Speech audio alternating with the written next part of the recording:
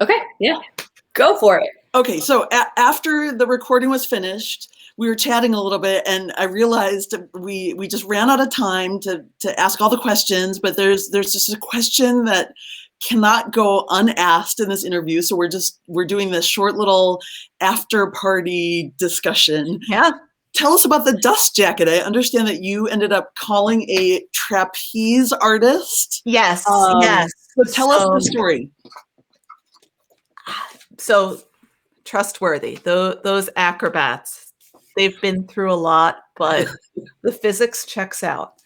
And so when we were starting to develop the cover for Trustworthy, and I was working with a brilliant designer at my publisher, his name is Peter Cocking, and we were kind of talking through with him and with my developmental editor, Jill Swenson, of Swenson Book Development. Shout out to Jill. Yeah, shout out to Jill. She is amazing. And we were talking about, well, what is kind of the metaphor for trustworthy, and tossing around different ideas for how to visualize this.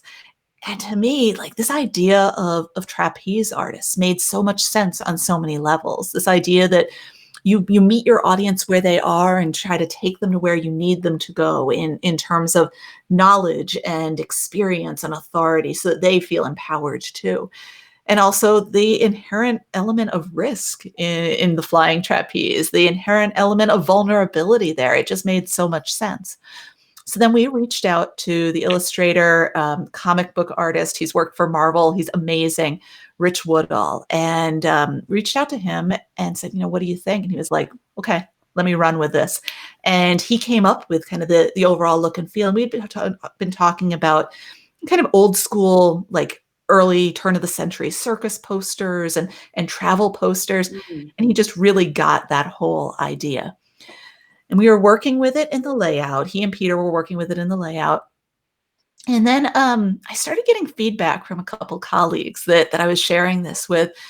And one person in particular said, I don't think he's going to catch her. I don't think they're going to make the catch.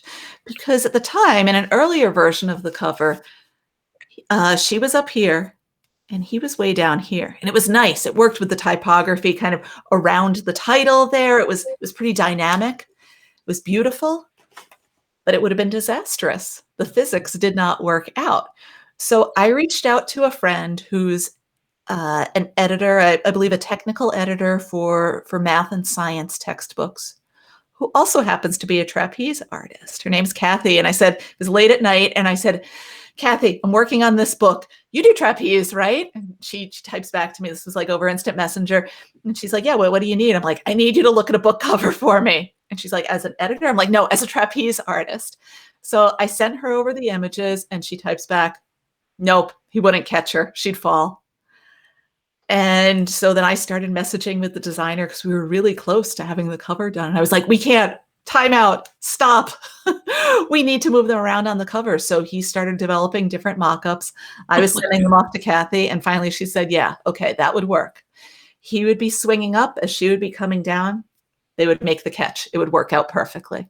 I love that story. Designer, illustrator, and trapeze artist made the cover happen. I love it. Okay, I'm so glad that we did that after party little video, so everybody else could hear that story too. So thank you. Yes, thank you both again.